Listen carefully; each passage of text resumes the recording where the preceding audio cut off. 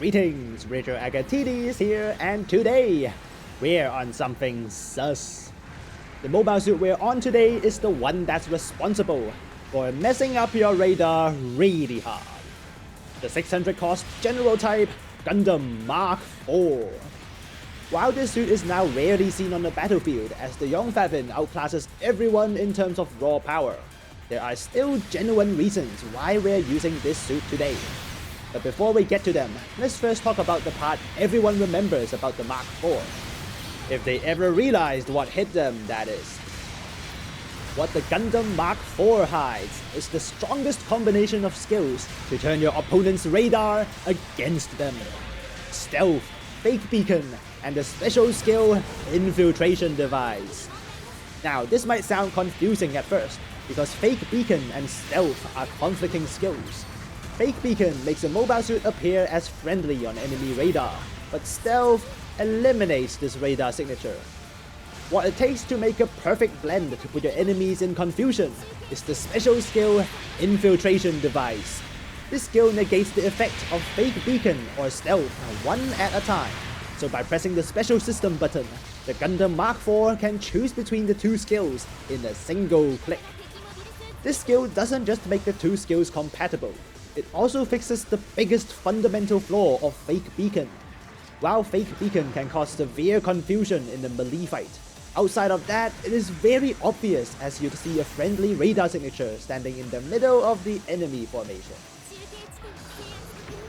That's not a problem, however, when you start off with no radar signature. With Infiltration Device negating the effect of Fake Beacon at the start of the game, Stealth kicks in and removes the signature of the Mark IV, so instead of having a blue signal in the middle of the enemy formation, there's simply no signal at all. And when you have to get into 100 meters range so Stealth no longer works, or when you're the only one left on your team, press a button and Fake Beacon kicks in, blend in, and the only thing left needed is your skills at being the Impostor. To aid this transition between Stealth and Fake Beacon, the Mark IV also comes with the weapon Head Special Sensor Unit, which disables nearby enemy radars for 5 whole seconds. More than enough time for you to get into position and pretend to whack your teammate in the back before giving your enemies even more whacking.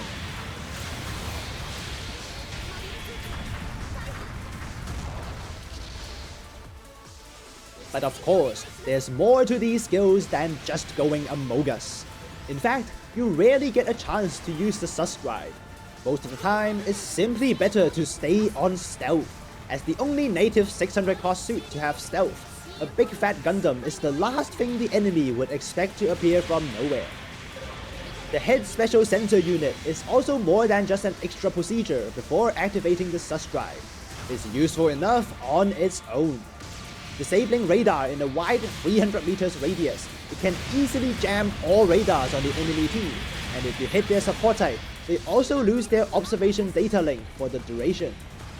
Observation Data Link is the skill found on support types that reveal enemy health bars, a crucial skill to have on a team, as a single suit with that skill can reveal the entire enemy team's condition, and essentially allows one to see through walls. Jam up the enemy support type's radar and your enemy team loses all forms of information other than direct sight, making it a very strong team-wide debuff. Observation Data Link is also exactly why we're on this suit today, because it's a skill the Gundam Mark IV comes with itself. While it is a general type, it comes with Observation Data Link to reveal those health bars, making it essentially a support type that comes with Stealth and is really good at melee fights. This is invaluable on maps where you don't want to be on a support type, such as Arctic base, so you don't have to face the guaranteed first death getting caught turning the circle. All that to mess up the enemy's radar comes at a cost though. The Mark IV's defense is not great. With only 17,000 base health, it feels fragile even after pumping up all the resistances. You do have a large shield, so try to use that to take shots as much as possible, but even so, expect to lose a lot of health when staggered. Level 1 emergency evasion can only get you so far. Especially against ballistic weapons, the low ballistic defense means a simple machine gun can hurt a lot.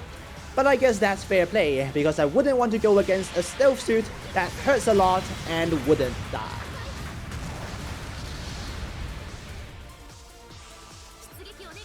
And speaking of dealing damage, doing that on the Mark IV is not difficult at all. Unlike the complicated sus drive, all the weapons of the Mark IV are simple and effective. The main weapon is the Mark IV beam rifle, and is as simple as a beam rifle can get. 6-shot magazine, instant stagger on hit, no charging needed. Simply the old reliable for getting staggers. The second weapon is the back-mounted beam cannon. No instant staggers on charge, but fires 2 shots at once with a normal stagger, and 50% stagger accumulation each when charged. You keep your stealth or fake beacon while charging, so it is your best weapon when you want to backstab someone. And when you want to get stagger accumulation in without putting your beam cannon on 90% hit rate, you have the Incom beam guns. With 35% stagger each hit for 3 hits, while it can't stop someone on the run as it probably won't get a full hit in. It's enough to catch someone underestimating its stagger and not avoiding the shots. But of course, the strongest weapon on the Mark IV is the Hyper Beam Saber. Using pretty much the same beam saber as the double Zeta Gundams, this beam saber is huge. With extra reach while keeping the standard attack motions, these beam sabers can reach exceptionally far while doing great damage thanks to the high base damage and melee attack. There are plenty of options to pull off these melees. You can get into melee range with stealth, the sus drive, or just the good old way of getting a stagger first. Either way you can get a good result, but going headfirst is not an option because you don't have maneuver armor. And with only emergency evasion level 1, you're unlikely to get away once you've stopped, so make sure you use your stealth properly.